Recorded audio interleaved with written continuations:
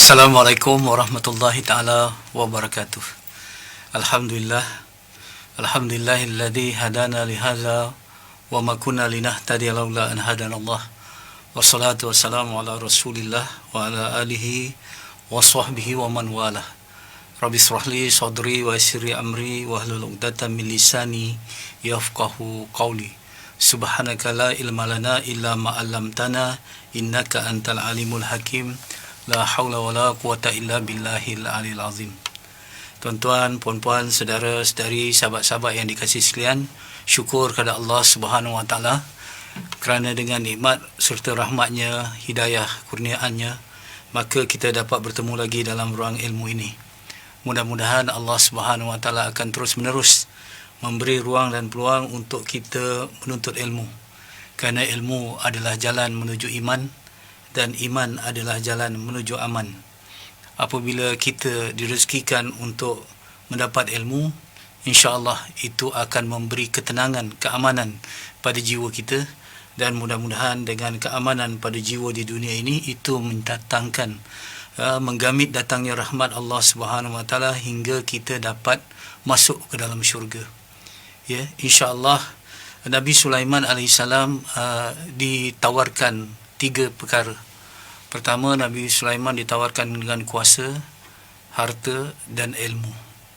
Nabi Sulaiman memilih ilmu. Apabila Nabi Sulaiman memilih ilmu, harta dan kuasa juga menjadi miliknya. Dan insya-Allah kita perlu rasa syukur betul apabila Allah berikan peluang untuk kita mendalami ilmu. Pada kali ini saya ingin berkongsi dengan tuan-tuan dan puan-puan satu tajuk mengenai kekeluargaan. Pada musim yang lalu kita telah melihat bagaimana kita nak memperbaiki diri kita, dan insya-Allah selepas kita memperbaiki diri kita, tanggungjawab ataupun peranan yang utama ialah untuk kita memperbaiki keluarga kita. Keluarga ini suatu subjek yang sangat penting, ya. Peri pentingnya sehingga Allah Subhanahu wa taala menegaskan di dalam Al-Quran, ya, dalam surah At-Tahrim, ya. A'udzubillahi minasyaitonirrajim. Qu anfusakum wa ahlikum nara. Selamatkanlah dirimu dan keluargamu daripada api neraka. Ayat ini taklifnya ataupun tujuannya, sasaran utamanya ialah para suami ataupun orang lelaki. Atas sifat lelaki itu adalah pemimpin kepada wanita atau keluarganya. Ar-rijal qawwamuna 'alan nisa. Jadi orang lelaki dia selepas di padang mahsyar ditanya satu demi satu tentang amalan-amalannya, tentang akidahnya, tentang syariatnya, tentang akhlaknya dan sebagainya.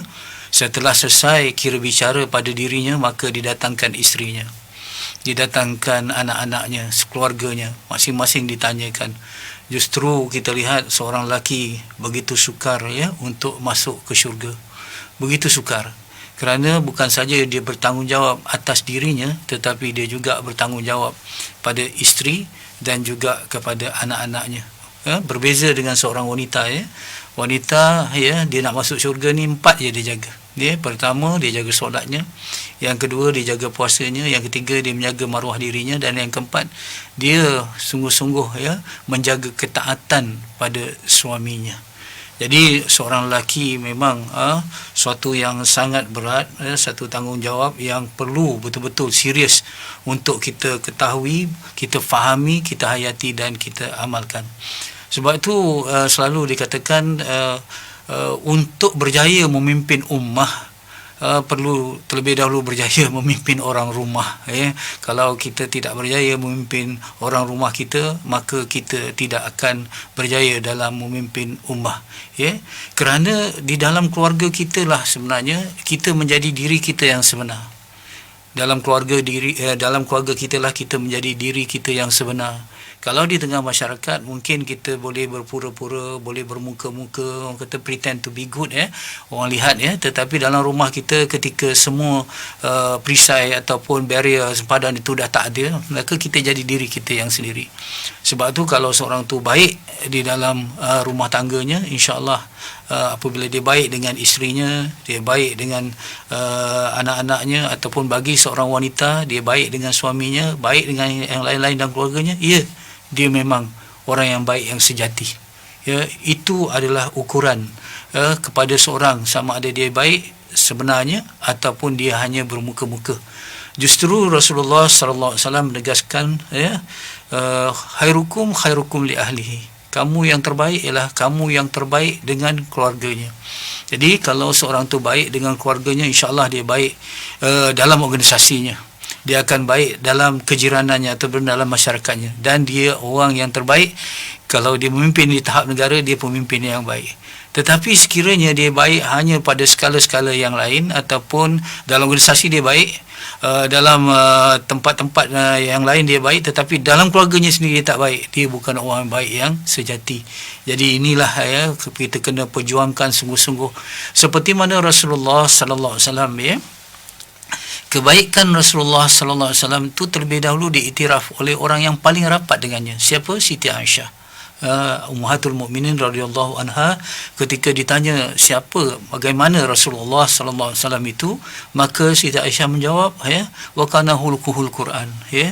Rasulullah tu akhlaknya adalah akhlak Al-Quran.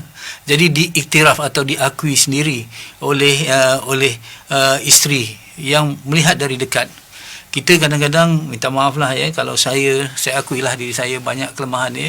Kalau mungkin di dalam kita dalam sosial media ni orang nampak bagus lah, ya, tetapi yang tahu rahsia luar dalam kita ialah isteri kita. Jadi isteri kita tahu bila kita pemarah, isteri kita tahu bila kita pemalas, misal kata apa kelemahan-kelemahan kita, fail kita semua ada pada isteri kita. Jadi sebab itu kalau isteri kita kata, ya, dia memang suami yang baik, dia confirm baik, tetapi kalau kita dapat pengiktirafan semua orang kata baik tapi isteri kata belum baik, maka kita orang yang tidak baik sebenarnya, ya. Sebab itu saya terkesan dengan satu kajian yang dibuat oleh satu majalah yang terkenal, ya. Majalah ini majalah ekonomi, majalah Fortune, ya. Majalah ini buat kajian di kalangan CEO yang bertaraf world class, ya, bagaimana kepimpinan mereka di dalam rumah tangga. CEO yang bertaraf world class ni memang tidak dapat dinafikan lagi, mereka ni memang berjaya dalam memimpin sebuah syarikat yang $billion punya aset, ratus ribu pekerja, ya, ratusan cawangan di seluruh dunia, memang berjaya di peringkat makro, tetapi Fortune buat kajian di kalangan bagaimana kepimpinan mereka dalam rumah tangga. Sungguh sangat mengejutkan, ya. Hanya 10% sahaja di kalangan CEO yang bertaraf world class ini tidak mengalami keruntuhan rumah tangga. Artinya 90% runtuh rumah tangga. Mereka berjaya di peringkat besar, skala yang makro, tetapi gagal dalam peringkat nukleus ataupun mikro, perkara yang paling penting. Jadi apalah gunanya kalau kita diiktiraf sebagai seorang, misal kata CEO yang terbaik, seorang penulis yang terbaik, ataupun apa-apa saja yang terbaik, tetapi kita gagal dalam memimpin rumah tangga kita sendiri. Sebab tu rumah tangga ini sangat penting, ya. Sebab tu kita lihat pernah saya terdengar satu ungkapan peribahasa, dalam ungkapan peribahasa Cina, dia kata kalau setiap keluarga menyapu halaman rumah masing-masing, akan bersihlah seluruh negara. Maksudnya kalau setiap kita menjaga keluarga kita masing-masing, insya-Allah, ya, seluruh negara akan aman. Justru kalau kita lihat keluarga keluarga kita bermasalah, maka berpotensi negara juga akan menghadapi masalah. Jadi kalau negara sekarang dalam keadaan tidak stabil, ekonominya, politiknya, sosialnya dan sebagainya, ketahuilah itu berpunca daripada perkara yang asas dan teras, iaitu soal rumah tangga. Jadi soal rumah tangga ini soal basic, ya. Kalau kita bincangkan soal rumah tangga, artinya back to basic, kembali kepada asas dan teras. Selepas diri, kita perlu fokuskan kepada soal rumah tangga. Kita lihat dalam khutbah Rasulullah sallallahu alaihi wasallam yang terakhir, namanya khutbah wida, di padang Arafah, kita lihat apakah pesan Rasulullah sallallahu alaihi wasallam yang terakhir. Kerana Rasulullah sallallahu alaihi wasallam sendiri mengetahui bahawa tak lama baginda akan dipanggil oleh Allah Subhanahu wa taala. Jadi ini pesan-pesan ataupun amanat-amanat wasiat yang terakhir. Jadi kalau kita lihat pada waktu itu Islam sudah sampai ke kemuncaknya. Mungkin waktu itu bunga-bunga untuk tertegaknya empire Islam sudah kelihatan, ya. Dan waktu itu ada, kalau para sahabat saja jumlahnya 124,000 sahabat. Mekah, Madinah dan juga seluruh Jaziratul Arab sudah menerima Islam, ya. Tetapi ketika Rasulullah nak meninggalkan umat ini, apakah pesan Rasulullah? Apakah soal ekonomi? Apakah soal politik? Apakah soal persoalan antarabangsa? Tidak, ya. Rasulullah kembali kepada basic, ya. Saya bacakan khutbah wida itu yang berkaitan dengan perbincangan soal keluarga, ya. Rasulullah sallallahu alaihi wasallam bersabda mafhumnya, wahai manusia, sebagaimana kamu mempunyai hak ke atas isterimu, mereka juga mempunyai hak ke atasmu. Jadi ini kepada suami. Rasulullah sallallahu alaihi wasallam berkata kepada suami, ya, sekiranya mereka menyempurnakan hak mereka ke atas kamu, ya, mereka itu adalah isteri, ya, maka mereka juga berhak diberikan makanan dan pakaian dalam suasana kasih sayang. Rasulullah sallallahu alaihi wasallam berpesan lagi kepada orang lelaki, ya, layanilah wanita-wanita kamu dengan baik dan berlemah lembutlah terhadap mereka, kerana sesungguhnya mereka adalah teman dan pembantu kamu yang setia. Dan hak kamu atas mereka ialah mereka sama sekali tidak boleh memasukkan orang yang tidak kamu sukai ke dalam rumah kamu dan dilarang melakukan zina. Jadi pesan Rasulullah sallallahu alaihi wasallam ini syarat, ya, padat dengan persoalan-persoalan asas rumah tangga, iaitu kepada suami, ya, Rasulullah berpesan supaya menyempurnakan hak, bukan menuntut hak. Sekali lagi saya tegaskan, ya. Jadi kalau rumah tangga itu nak aman, ya, kita perlu fokus kepada menunaikan hak, bukan menuntut hak. Bila kita kata menunaikan hak, artinya menjalankan peranan, menjalankan tanggungjawab, ya. Selagi kita fikirkan, selagi kita usahakan untuk menyempurnakan hak, bukan menuntut hak, insya-Allah rumah tangga itu akan harmoni. Secara timbal balik, kalau kita lihat hubungan kesalingan antara peranan dan hak ini, sekiranya suami menjalankan peranannya, hak isteri akan dipenuhi. Sekiranya isteri menjalankan peranannya, hak suami akan dipenuhi. Jadi fokus Rasulullah sallallahu alaihi wasallam ialah untuk menunaikan hak. Bila kita kata untuk menunaikan hak, artinya kita fokus untuk memberi, bukan untuk menerima. Jadi prinsip kerukunan dalam rumah tangga yang dipesankan oleh Rasulullah sallallahu alaihi wasallam ini ialah kita hendak memberi. Suami berfikir untuk memberi, isteri berfikir untuk memberi, jangan berfikir untuk menerima. Tetapi untuk memberi, kita perlu ada kasih sayang. Kerana orang yang mempunyai kasih sayang saja yang mempunyai kemahuan yang tinggi untuk memberi. Kalau tak ada kasih sayang, kita hanya fikir untuk menerima.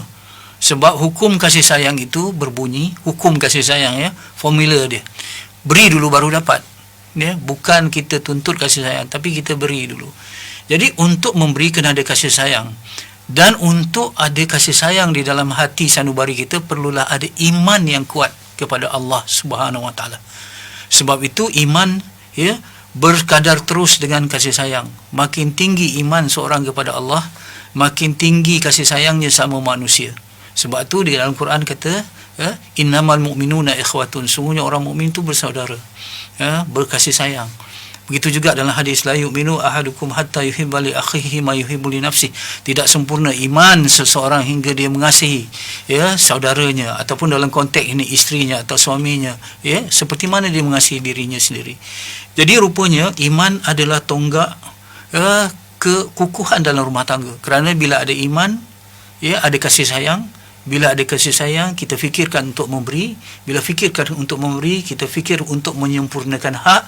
Dan apabila kita menyempurnakan hak, insya-Allah hak itu akan dipenuhi, dan orang yang telah dipenuhi haknya akan menunaikan hak balik kepada kita. Sebab tu saya selalu mengulangkan formula asas dalam rumah tangga ni.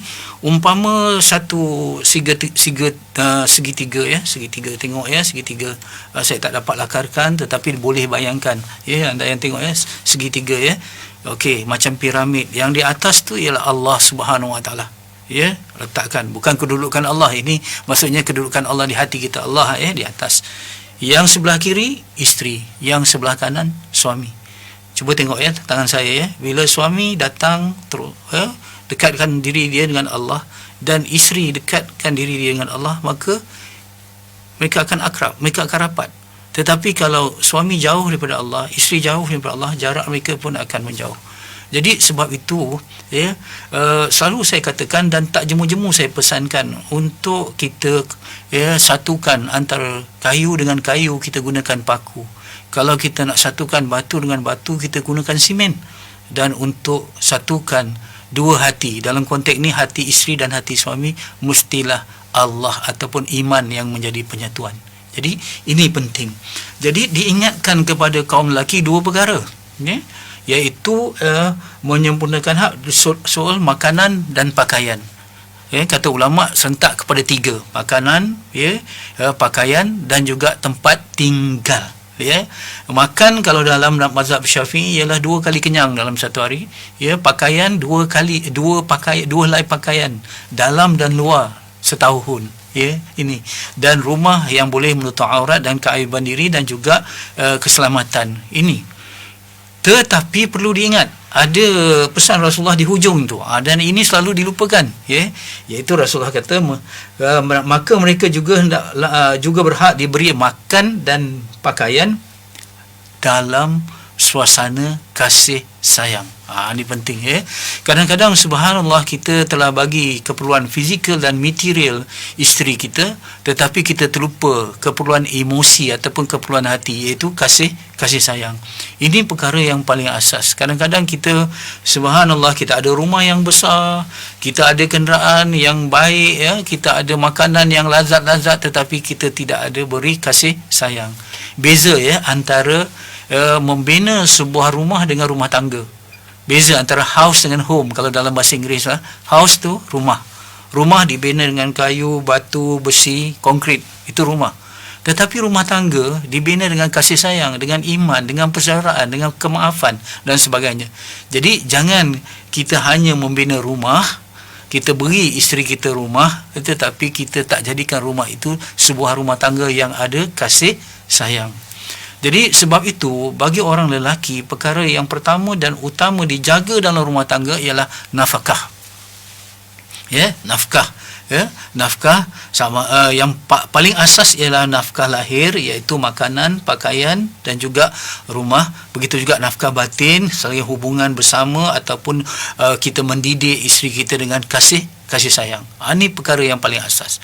Sebab itu saya ada seorang sahabat yang dia memang punya pengalaman 30 tahun lebih dalam menghadapi masalah dalam rumah tangga. Dia seorang qadi, ketua qadi Dia kata kalau berlaku krisis dalam rumah tangga, saya tanya dulu pada isteri, macam mana saya tanya dulu pada isteri, macam mana suami kamu ni menjaga nafkah. Isteri tu, kalau isteri tu menjawab, Ustaz, dia nafkah dia memang tak pernah miss dia bagi pakaian, rumah pakaian, makanan dia jaga, Ustaz. Cuma dia ni perampuh sikit, perongus sikit, pemarah sikit. Kata sahabat saya, ada harapan rumah tangga itu diselamatkan. Ada harapan untuk diselamatkan kerana asas dia teras ialah nafkah. Masih dijaga. Kalau perkara itu masih dijaga, tanggungjawab itu masih dijaga, yang lain-lain tu boleh diobati. Saya masih teringat prinsip dalam rumah tangga ialah cinta dan kasih sayang. Tetapi apabila cinta suam-suam kuku, tahu tak dia taklah tak cinta, tapi ada lagi, tetapi tak berapa lagi dah ialah maksud perkahwinan tu dah lama Ketika cinta suam-suam kuku ataupun cinta dalam keadaan demam, maka tanggungjawab akan menjaga cinta itu hingga cinta itu kebah semula, baik semula. Jadi antara cinta dan tanggungjawab, tanggungjawab ni penting untuk menjaga cinta. Dan saya teringat juga suatu petua yang diberi oleh alim ulama yang saya belajar dulu. Mereka mengatakan bahawa sekiranya yang mencari nafkah untuk keluarga itu adalah sang suami yang mencari nafkah, maka dia akan diberi 3 kali lipat ataupun 3 kali ganda kelebihan rezeki itu dibanding kalau isteri yang keluar. Kerana tanggungjawab untuk mencari nafkah bagi suami ini dinyatakan oleh Allah sendiri dalam Quran dan dinyatakan diturun oleh hadis Rasulullah sallallahu alaihi wasallam. Jadi kalau suami keluar, insya-Allah dia mematuhi Al-Quran, dia mematuhi Al-Hadis, dan insya-Allah rezekinya 3 kali ganda akan dapat. Mungkin bukan dari segi kuantitinya tetapi dari segi kualiti ataupun keberkatannya, ya. Ini penting. Kemudian diingatkan dalam khutbah ini, layanilah wanita-wanita kamu dengan baik dan berlemah lembutlah. Baik dan lemah lembut. Subhanallah. Ya, kita tahu perumpamaan metafora seorang wanita umpama tulang rusuk. Tulang rusuk tu bengkok asalnya. Jadi kita nak luruskan, dia kena dengan lemah lembut. Sekiranya kita keras, dia akan patah. Tetapi kalau kita terlalu lemah, ya, saya bukan lembut tu nombor 2, lemah, maka tulang rusuk tu akan terus bengkok. Jadi subhanallah, perlu satu keadaan yang benar-benar, ya, keras, jangan keras tetapi tegas. Taklah lemah lembut tetapi bukan lemah. Ya, ini penting. Jadi inilah kepimpinan yang perlu ada bagi seorang lelaki apabila menangani ataupun mendidik isterinya, ya. Dan Rasulullah SAW mengingatkan lagi, ya, sesungguhnya mereka ialah teman pembantu kamu yang setia. Ya, bahawa subhanallah, hubungan antara suami isteri yang paling tinggi ialah hubungan persahabatan. Ingat, isteri kita mesti menjadi sahabat kepada kita. Suami kita mesti menjadi sahabat kepada kita. Tak cukup kita hanya menjadi suami isteri, tetapi mesti ditingkatkan sampai ke tahap sahabat. Kerana hubungan antara individu dengan individu yang paling tinggi ialah persahabatan. Sebab itu kalau kita lihat dalam sejarah Rasulullah sallallahu alaihi wasallam sendiri, kita lihat Sayyidina Abu Bakar dan Sayyidina Umar, adalah bapa mentua kepada Rasulullah. Rasulullah kahwin dengan Aisyah binti Abu Bakar, Rasulullah kahwin dengan Hafsah binti Umar. Tetapi kita mengenali Sayyidina Umar dan Sayyidina Abu Bakar, Sayyidina Abu Bakar lebih kepada sahabat Rasulullah, bukan sebagai mertua Rasulullah. Begitu juga kita lihat Sayyidina Uthman dan juga Sayyidina Ali. Mereka keduanya adalah menantu Rasulullah. Ya, kedua-duanya adalah menantu. Ya, Sayyidina Ali kahwin dengan Siti Fatimah binti Rasulullah. Begitu juga Sayyidina Uthman dengan Ruqayyah dan Umm Kalsum. Tetapi kita mengenali Sayyidina Uthman dan juga Sayyidina Ali sebagai sahabat Rasulullah. Jadi apa bezanya sahabat dengan hubungan yang lain? Bila kita kata sahabat, subhanallah, hubungan itu sangat intim. Ya, sehingga kita boleh bercakap apa saja di depan sahabat kita. Ya, kita tidak ada rahsia lagi antara kita dengan sahabat. Tetapi kadang-kadang dalam kehidupan ni, kita boleh cakap semua benda dengan sahabat kita, tapi dengan isteri kita masih ada restriction, masih lagi ada tak boleh cakap dengan isteri ni. Dengan sahabat okey. Tetapi seelok-eloknya sahabat kita, isteri kita adalah sahabat kita juga. Kita boleh cakap. Dan seorang sahabat, dia boleh menegur kita tanpa kita sakit hati. Betul, dia bagi tahu kita begini. Dia cakap direct dengan kita, ya. Jadi isteri kita kadang-kadang dia takut nak tegur kita, ataupun kita kadang-kadang takut nak tegur isteri. Bukan takut, kita takut dia merajuk, dia takut nanti merajuk. Subhanallah, susah kita nak hadapi, dan sebagainya. Kalau isteri pula cakap pula pada suami, takut dia marah. Ya, saya bagi tahu, merajuk dan pemarah ini adalah tanda ego. Ego seorang isteri terpendam, sebab itu dia boleh merajuk. Itu cara dia lepaskan ego. Ego seorang lelaki ialah dia terserlah, sebab itu dia marah.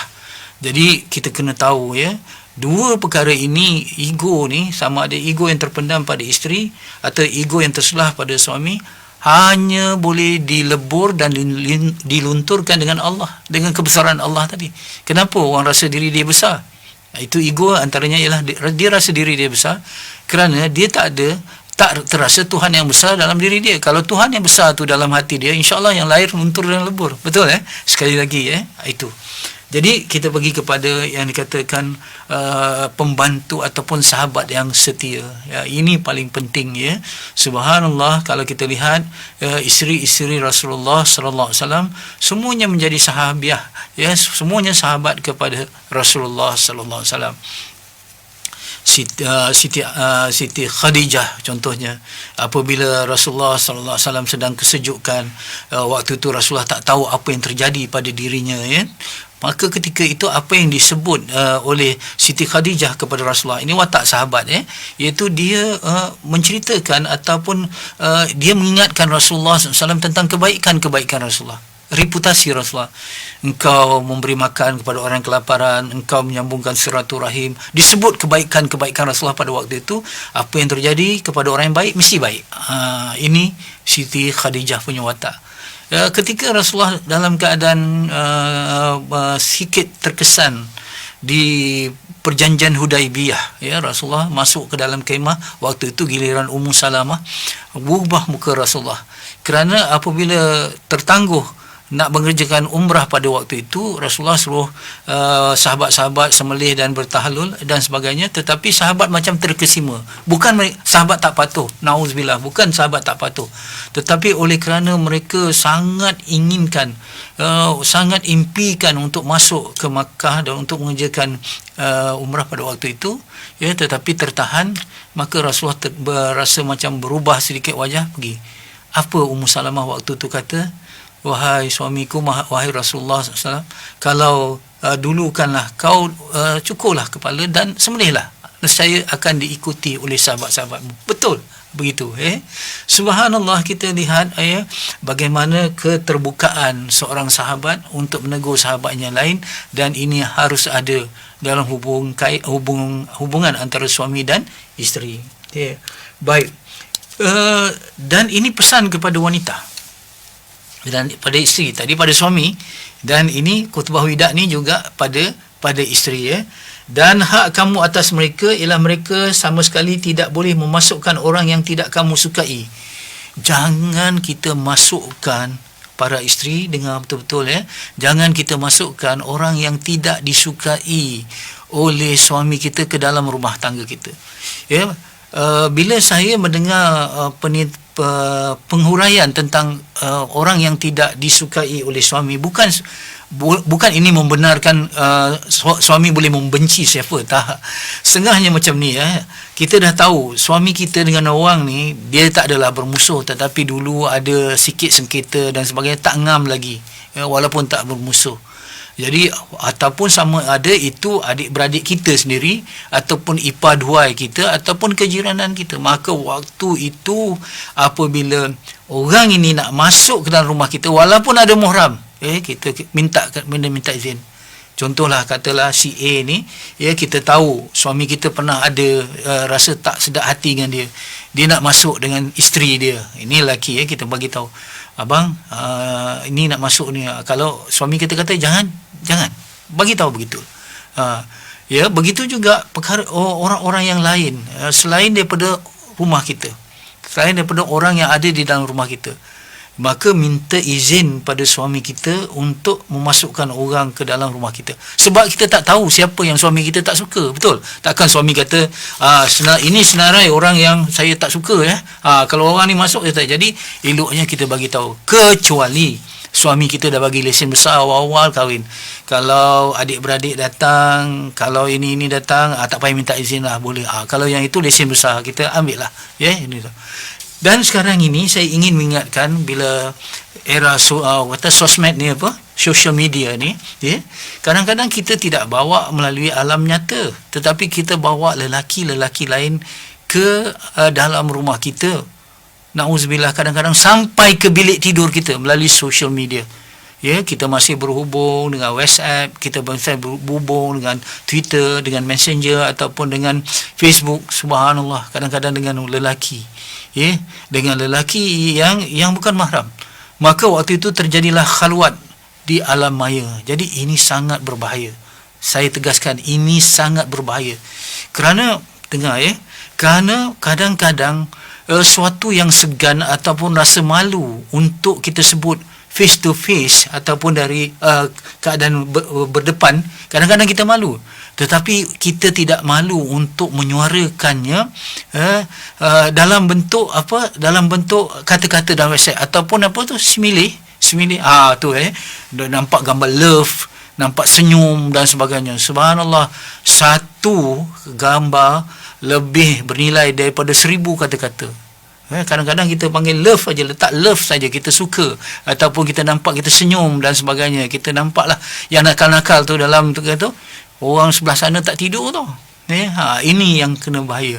Dan elakkan kalau di pejabat ataupun di tempat-tempat kerja.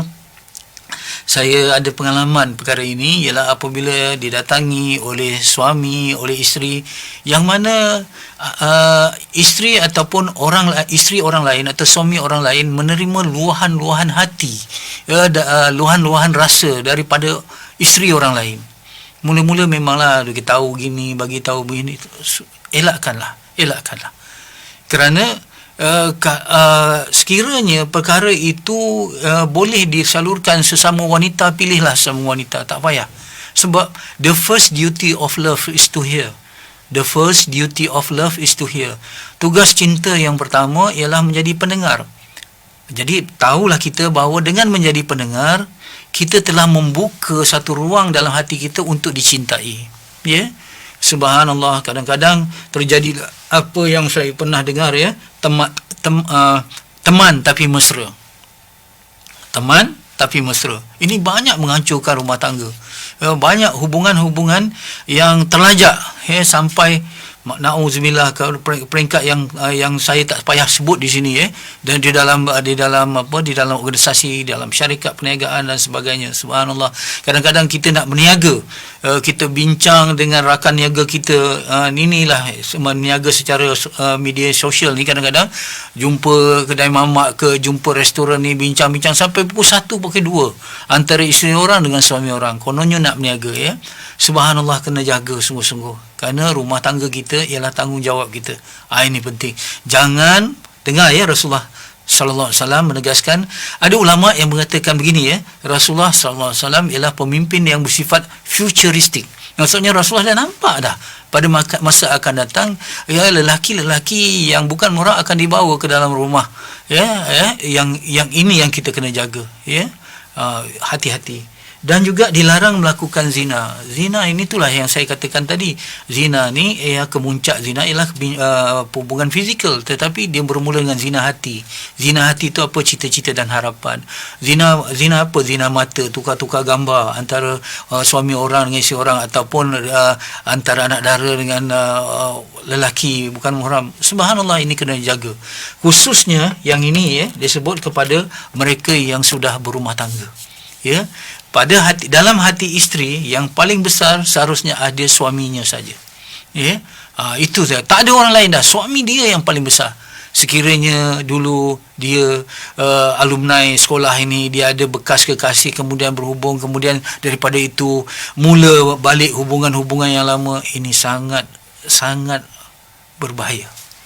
Ya, dia alumni sama hobi, ini kena jaga sungguh-sungguh. Perkara ini saya tegaskan sungguh-sungguh, ya. Jaga. Baik, ya. Jadi sebab itu, dengar, ya, kalau suami tadi pada nafkah dan dalam suasana kasih sayang, isteri pula apa dia? Isteri pada kesetiaan dan ketaatan. Itu nilai dia. Kawan saya yang kata tadi, yang ada 30 tahun lebih dalam mengendalikan masalah rumah tangga, dia akan tanya suami, macam mana isteri ni? Dia kesetiaan dia, kepatuhan dia, ada orang ketiga tak? Kata suami, kalau suami kata gini, tak ada orang ketiga Ustaz, saya je lah. Tapi dia ni mulut laser lah Ustaz, cakap beletih, buang, tak letih, saya bengang betul. Ya, dia kata gitulah. Tapi dia tak ada orang ketiga. Ya, rumah tangga itu boleh diselamatkan lagi. Ini penting, ya. Tetapi sekiranya sudah ada orang ketiga, dalam ada katakan kecurangan. Curang ni bukan saja soal fizikal, tetapi curang dari segi emosi, curang dari segi pemikiran. Bila ada curang, bahaya. Itu mungkin menyebabkan rumah tangga itu tidak dapat diselamatkan lagi, ya. Mungkin tidak dapat diselamatkan lagi. Kerana sebab tu Rasulullah sallallahu alaihi wasallam, kalau kita lihat, ya, fokus kepada soal-soal yang paling serius sekali. Paling serius, paling penting. Ya. Pada isteri, soal ketaatan dan kesetiaan. pada suami soal nafkah dan juga kasih sayang. Ini penting, ya. Baik, kita tengok sikit, ya. Begitu pentingnya rumah tangga. Kenapa kita perlu ada kursus rumah tangga ni, nak baiki diri dan baiki keluarga ni? Sebab kita memang ada masalah. Saya tegaskan, kita memang ada masalah.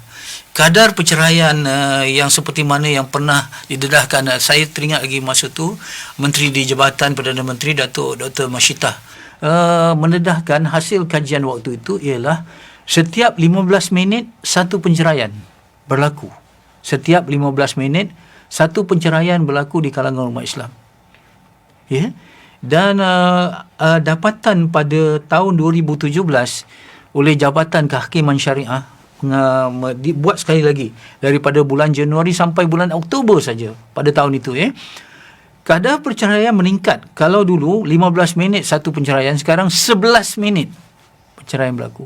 Kita ada masalah dalam hal ini. Kita ada masalah. Dan istimewanya, bukan istimewa lah, malangnya dalam tempoh PKPB ke PKB dulu, ya, sebagainya, subhanallah, ya, kita didedahkan satu fakta yang sangat mendukacitakan, ya, kita sangat mendukacitakan. Kerana apa? Kerana kadar penceraian bertambah di Selangor, bertambah dalam musim ini. Bila kita ada kuarantin dalam rumah ni, sepatutnya bertambah rapat lah, betul tak? Kita dulu sibuk keluar sebelum subuh, balik selepas senja, betul. Kemudian dah selepas senja tu balik dalam keadaan letih, kau tengok aku tengok kau, semua isteri kan. Sekarang ni duduk work from home, WFH, work from home. Kita boleh tengok isteri kita, boleh keling-keling mata lagi, waktu bekerja. Subhanallah, sepatutnya makin rapat lah, tetapi kenapa makin renggang? Jadi ini menunjukkan bila dikatakan kadar pencarian sedang bertambah dalam tempoh kuarantin ini ada masalah. Sebab cinta kerana Allah, seperti mana saya selalu ungkapkan dalam nasyid-nasyid, bertemu tidak jemu, berpisah tidak gelisah, bertemu tak jemu. Ini kalau bertemu bergaduh ni jemulah, dulu berpisah gelisah. Kenapa? Bila bertemu sepatutnya makin akrab, makin intim, tetapi ini ada masalah. Begitu juga kita terkejut, bahawa pasangan yang bercerai sekarang ni umur 30-34, ni banyak. Dulu hayat rumah tangga, dia nak survive, yang pertama ialah, kata ahli psikologi perkahwinan, dia kata begini, 5 tahun. 5 tahun tu tempoh yang kritikal. Kalau boleh survive 5 tahun, artinya rumah tangga itu dia boleh survive untuk tempoh-tempoh seterusnya. Jadi 5 tahun ni satu tempoh yang perlu dijaga sungguh-sungguh, kalau 5 tahun. Tetapi mengikut psikologi perkahwinan terkini, dia kata bukan 5 tahun sekarang, 2 tahun aja. 2 tahun aja. Jadi rupa-rupanya banyak penceraian berlaku kurang daripada 2 tahun. Kata nak cerai sekarang lah, sebab kita belum ada anak lagi, ataupun anak masih kecil, dia masih sikit lagi, boleh bercerai, tak ada komitmen apa-apa lagi. Sangat mendukacitakan kalau kita tengok, kalau kita tengok di kalangan penagih dadah, 80.73% adalah di kalangan remaja Melayu. Jadi ini menunjukkan kalau penagih dadah ni bermula daripada ada keluarga yang rosak. Begitu juga Jabatan Pendaftaran Negara menunjukkan bahawa bilangan anak tidak sah taraf hampir lebih daripada 500,000. Dan ini juga menunjukkan masalah keluarga, bermula daripada masalah keluarga. Dan juga kalau kita lihat dalam tempoh ujian-ujian sekarang ni, wang hilang pekerjaan dan sebagainya, kadar bunuh diri dah meningkat. Dan juga khususnya kepada remaja, keinginan untuk membunuh diri itu sudah semakin meningkat. Jadi kita kena akui kita ada masalah, baru kita boleh berubah. Tetapi sekiranya kita masih lagi terperangkap dalam kepompong, ataupun perangkap dalam deny syndrome, ataupun sindrom penafian, kalau kita kata ini ada masalah, ini masih lagi bersifat pinggiran, masih lagi benda-benda ni masih sifat terpencil, kita ada masalah. Sebab tu seminar baiki diri yang kedua ini kita fokus kepada kekeluargaan. Sebab selepas diri baik, kita tak boleh berdiam diri, sebab kita ada jiwa khalifah. Jiwa hamba Allah boleh, jiwa khalifah. Apa nak kata jiwa hamba Allah dan jiwa khalifah? Sedikitlah saya lari daripada tajuk. Kalau seorang, kita lihat seorang ayah tu, dia istiqamah pergi surau, pergi masjid, solat jemaah. Tetapi yang malangnya, anak-anak tak bawa sekali. Jadi itu ayah yang berjiwa hamba Allah tetapi tidak berjiwa khalifah. Berjiwa khalifah ni ialah untuk memberi manfaat ataupun kita mengajak kepada orang lain. Tidak cukup jadi soleh tetapi kena jadi musleh. Soleh, orang baik. Musleh apa? Musleh ialah dia memperbaiki lingkungan dan diajak orang lain juga buat baik bersamanya. Jadi kita tidak hanya bertugas sebagai hamba Allah, berpandang sebagai hamba Allah. Tugas kita yang kedua di atas muka bumi ini sebagai khalifah. Baik dan memberi kebaikan, baik dan nak membaiki lingkungan dan juga orang lain. Jadi seorang ayah mesti berjiwa khalifah, seorang ibu mesti berjiwa khalifah.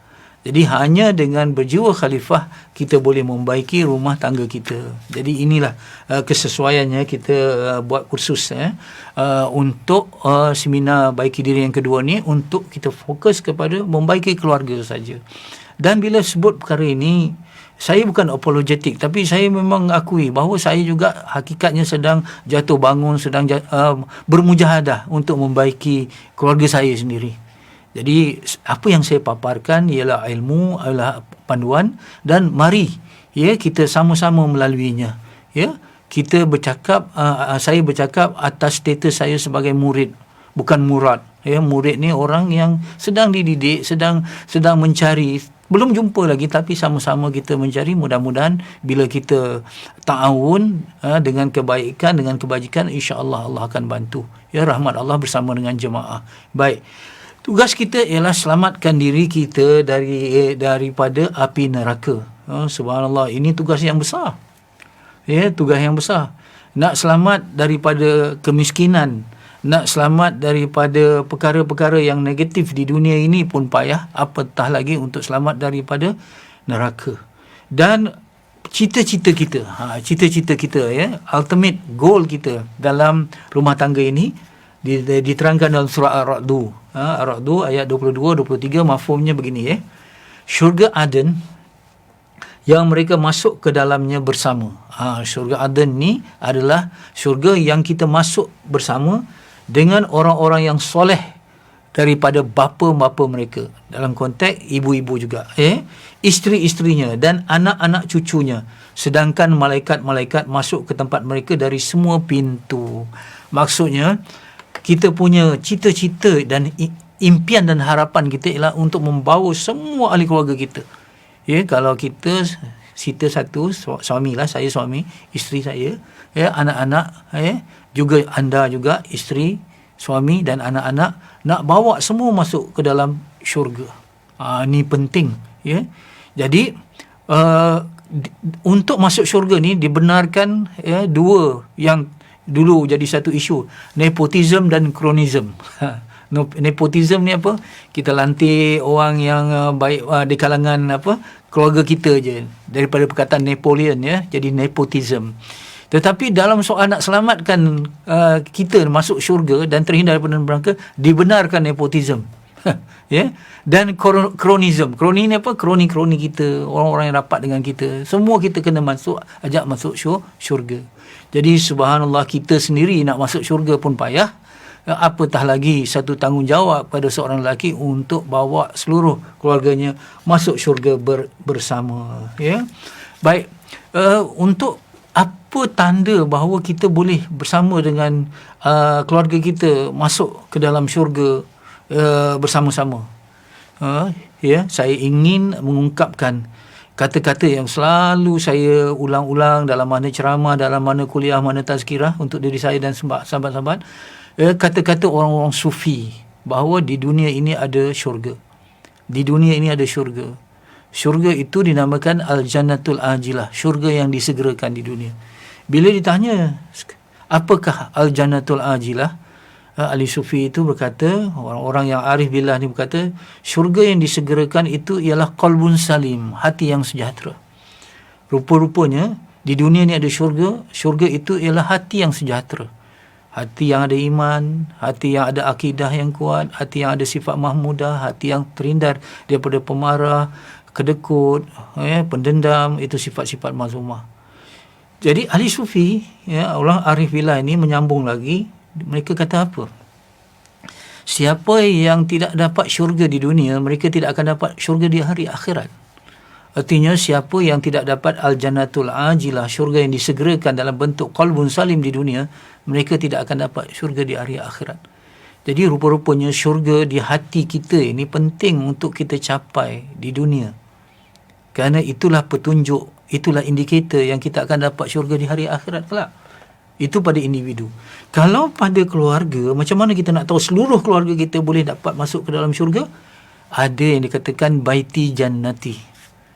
Rumahku syurgaku. Jadi rumahku syurgaku ini ialah, dengar setiap anggota di dalam keluarga tadi semua ada qalbun salim. Semua ada hati yang sejahtera. Suami ada hati yang sejahtera, isteri ada hati yang sejahtera, anak-anak, cucu-cucu ada hati yang sejahtera. Yang itu akan masuk ke dalam syurga. Sebab himpunan hati yang sejahtera itu dalam keluarga membentuk baiti jannati, dan kalau ada baiti jannati, insya-Allah di syurga kita akan dapat syurga yang hakiki dan abadi. Jadi tak bolehlah saya ingat para suami dan para isteri bergaduh selalu. Bergaduh-gaduh, cakap tinggi, maki-maki, macam-macam lah kata, buang kuali, buang periuk dan sebagainya. Dah gaduh-gaduh tu, bila dah ceasefire, bila dah perang saudara tu dah dingin balik, dah baik balik, suami pun kata, yang tak apalah, kita gaduh kat dunia macam ni, di akhirat nanti, dalam syurga nanti baik. Tak boleh. Kalau kita dah bergaduh selalu di dunia, hubaya-hubaya, beringat-ingat, itu satu petunjuk bahawa kita akan bergaduh di hari akhirat nanti di dalamnya. Jadi usahakan supaya kita benar-benar menikmati yang dikatakan al-jannatul ajilah di dunia ini, ataupun baiti jannati di dunia ini. Itulah yang menjadi modal untuk kita insya-Allah dapat syurga yang hakiki dan abadi di hari akhirat nanti. Sekali lagi saya bertanya, apa yang menentukan baiti jannati itu? Apa unsur, apa elemen yang menentukan rumah tangga tu baiti jannati? Ada tiga. Ini yang dikatakan, yang pertama sakinah, yang kedua mawaddah, yang ketiga rahmah. Ada tiga. Ingat tiga sifat, bukan tiga isteri. Nama pertama nama sakinah, yang dua mawaddah, rahmah. Ini tiga sifat pada wanita, seorang wanita, 3 in 1 ataupun di dalam suami, ataupun di dalam rumah tangga. Sakinah itu ketenangan, mawaddah itu cinta, kasih sayang, rahmah itu ialah belas ihsan. Ada tiga.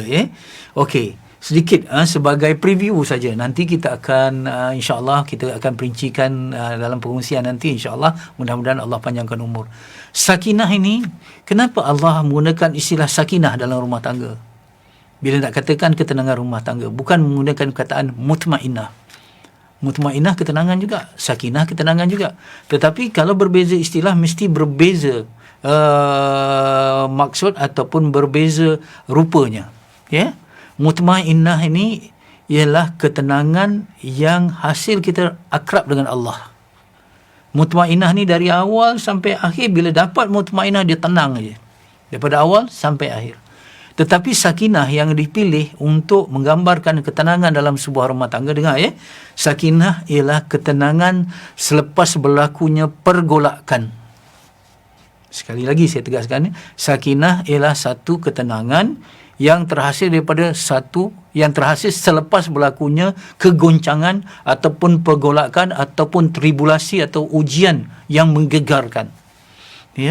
Jadi sumpama kapal, bila kapal ni dia berlayar, dia ada kena ribut, kena badai, ombak, gelombang besar, tiba-tiba dah lama gitu laut menjadi tenang, badai menjadi aman. Jadi kapal ni itu nama sakinah. Dia mesti ada pergolakan dulu. Jadi rupa-rupanya rumah tangga ni mesti diuji dulu, baru ada sakinah. Saya teringat satu kajian psikologi orang Barat. Rupanya orang Barat ni dia kaji, ada kebenarannya. Dia kata sebuah rumah tangga yang nak jadi rumah tangga yang harmoni, yang baik, dia mesti survive satu krisis yang besar dulu. Satu krisis yang besar dia kena lalui dulu, baru selepas itu dia tenang. Jadi subhanallah, Allah sayang kita, ya. Allah datangkan contoh Rasulullah sallallahu alaihi wasallam. Ya. Salah satu sifat Rasulullah ialah dia tu sifat yang harus ialah dia sebagai manusia biasa. Bukan manusia biasa macam kita fikirlah. Rasulullah manusia yang luar biasa. Tetapi dalam sudut kita belajar ni ialah Rasulullah juga mengalami ujian-ujian dalam rumah tangga. Ya, pernah Rasulullah sebulan mengambil tindakan bersunyi diri di masjid, tak balik mana-mana isterinya, sehingga ada hearsay ataupun ada rumours katakan Rasulullah dah cerai semua isteri-isterinya. Subhanallah, ya. Jadi bagaimana Rasulullah SAW juga diuji, bukan untuk menunjukkan sedikit pun terjejas kemuliaan Rasulullah, tidak, tetapi itu sebagai satu bahan teladan, ya, untuk kita menyelesaikan rumah tangga kita yang banyak krisis. Kalau rumah tangga Rasulullah aman saja, mungkin kita tidak belajar. Tetapi rumah tangga Rasulullah SAW, kita lihat ada terjadi begitu. Bagaimana Rasulullah menanganinya? Apa firman-firman Allah yang turun untuk Rasulullah dan untuk isteri-isteri Rasulullah, itu perlu kita jadikan. Dan paling penting ialah bila terjadi krisis dengar, bukan isteri yang keluar dari rumah, suami yang keluar daripada rumah. Ini terbalik, ya. Jadi, dan suami keluar ke mana? Ke masjid, ya. Jadi sekarang ni kalau suami keluar, dia pergi clubbing, ya, dia pergi tempat-tempat yang tu, dia nak cari saya nak karaoke lah, tenang sikit juga, tak, pergi masjid, ya. Jadi masjid bukan tempat escapism, tapi tempat wasjud waqtarib, ya, untuk sujud dan dekat dengan Allah. Di sana ada ketenangan, di sana ada kekuatan. Sebab tu kalau kita dipesankan oleh para ulama, ketika kita bermusafir nak balik, jangan terus kita balik ke rumah, singgah dulu di masjid. Ataupun apa-apa saja, kalau kita boleh singgah di masjid, singgah di masjid, kerana suasana masjid, ataupun orang kata sekarang apa, aura masjid tu yang kita bawa ke rumah. Tapi kalau kita daripada tempat kerja yang penuh dengan pergolakan, ujian tu, terus kita bawa balik ke rumah, itu tak tenang. Jadi Rasulullah sallallahu alaihi wasallam keluar daripada rumah, pergi ke masjid. Sayyidina Ali, ya, karamallahu wajhah, juga diberitakan pernah ada sedikit krisis dengan Siti Fatimah. Rasulullah tanya, ke mana Sayyidina Ali? Abu Turab, dia pergi ke masjid. Sebab itu gelaran Abu Turab. Ketika Rasulullah tengok menantunya tidur di masjid, waktu tu masjid ni dia punya lantai bukan sekarang ni, lantai daripada pasir. Jadi tengok Sayyidina Ali sedang tidur, pasir kena mukanya. Begitulah daripada Abu Turab, artinya ayah kepada pasir-pasir inilah, ya. Rasulullah pegang tangannya. Begitulah hubungan Rasulullah dengan menantu, ya, kalau kita lihat. Jadi balik kepada cerita kita tadi ialah apa saja krisis, lepas krisis baru ada sakinah. Jadi berita baiklah kalau rumah tangga anda sedang bergolak. Jadi soalnya bukan nak terus bergolak, tetapi apa yang kita lakukan, kerana selepas ini insya-Allah ada ketenangan, ya. Itu sakinah. Yang kedua, mawadah. Mawadah ini cinta. Cinta ini ketertarikan kita, ya, kepada perkara-perkara yang positif, ya, pada isteri kita ataupun pada suami kita. Tengok isteri kita cantik, biasa-biasa, tak cantik tetapi budinya baik, dia pendengar yang baik, dia pemaaf dan sebagainya, kita tertarik kepada yang positif. Ini katakan cinta, kan, kasih sayang, ya. Selalunya ini waktu muda, waktu muda lah, perkahwinan tu awal-awal 5 tahun 6 tahun, ni peringkat apa dia kata, mawadah lagi, tertarik yang positif. Tetapi kalau macam rumah tangga saya ni dah dekat 30 tahun lebih, 35 tahun lebih, ini peringkat apa? Rahmah. Rahmah ni apa? Kita berlapang dada kepada perkara yang negatif pada pasangan kita. Tadi positif kan? Yang ini negatif. Lapang dada, dia punya perenguih. Lapang dada, dia punya mulut laser. Lapang dada, kalau dia buka kain tu, dia saling kain tu, macam tu je, ular macam tu je. Belengkak. Dah berapa tahun dah, kita dah ingatkan. Okey, kita dah boleh terima. Dia tu macam tu. Itu dia kata berkesan. Dan waktu itu, kalau kita tengok isteri kita, subhanallah, ya, bentuk badan dah ubah dan sebagainya, kita kena lihat dengan budi dia, jangan lihat body lagi. Pada waktu itu, dengar, jangan cari isteri yang cantik, tapi cari kecantikan isteri kita. Kecantikan isteri kita di mana? dia jadi macam tu. Kenapa dia melahirkan anak kita putus urat, macam mana bertarung nyawa dengan dia, Jadi seorang suami, isteri pula tengok suami yang dah beruban, kepala itulah yang memikirkan masalah selama ni, kepala itulah yang banyak menyelesaikan masalah dalam rumah tangga. Kita tidak lihat budi dah, kita tak lihat body dah, kita lihat budi. Yang kita lihat dengan pandangan mata hati, bukan dengan pandangan mata biasa. Ingat yang saya katakan dulu, pandangan mata hati, celik mata hati, basirah.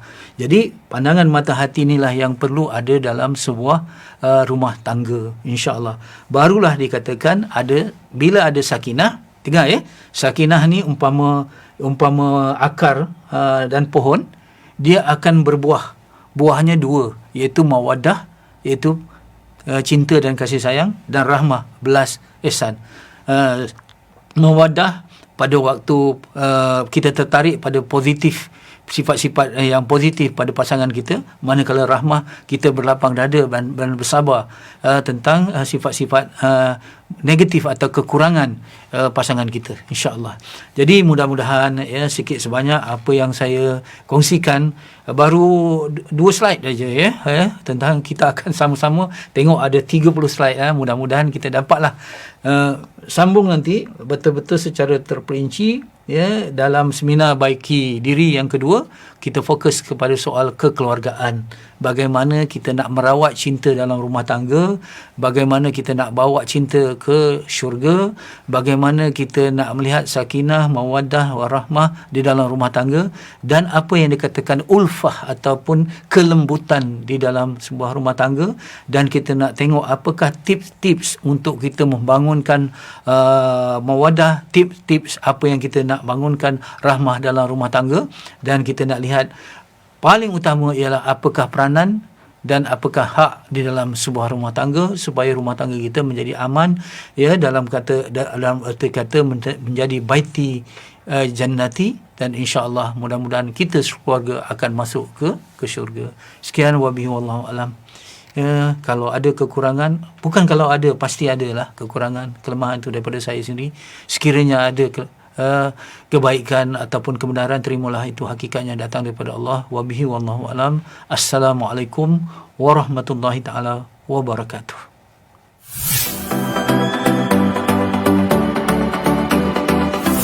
Tuan-tuan, puan-puan, saudara-saudari yang dihormati sekalian, saya kira tidak lewat untuk saya ucapkan selamat tahun baru. Walaupun tahun ini tahun Masihi, tetapi tidak ada masalahnya untuk kita jadikan titik tolak bagi azam kita untuk merubah diri kita dan keluarga kita. Khususnya saya ingin berkongsi satu program yang telah dirancang ataupun telah disediakan oleh pihak Galeri Ilmu, iaitu seminar Baiki Diri yang kedua, iaitu kita fokus kepada kekeluargaan pada 1 dan 2 Januari 2021. Yang tu yang saya katakan tadi, selamat tahun baru tadi, supaya kita ada persiapan. Dan selalunya kata hukama, bagaimana natijahnya ditentukan oleh bagaimana mukadimahnya. Jadi kalau mukadimah tu baik, insya-Allah natijahnya juga akan baik. Dan insya-Allah saya akan fokus kepada beberapa persoalan, iaitu bagaimana menghadapi ujian di dalam rumah tangga.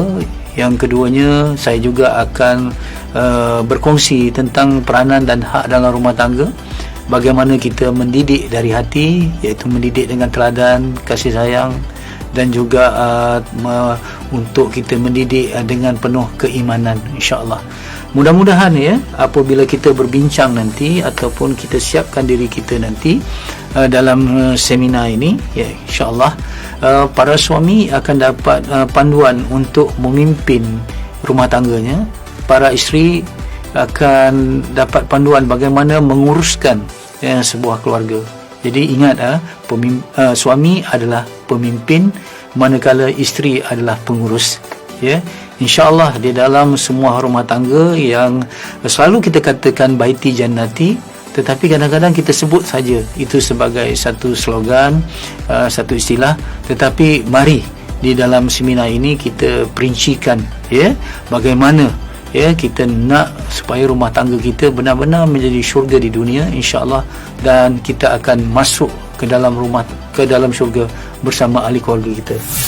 SBD yang kedua, seminar baiki diri yang kedua, fokus pada kekeluargaan pada 1 dan 2 Januari 2021, 9.30 pagi hingga pukul 5 petang.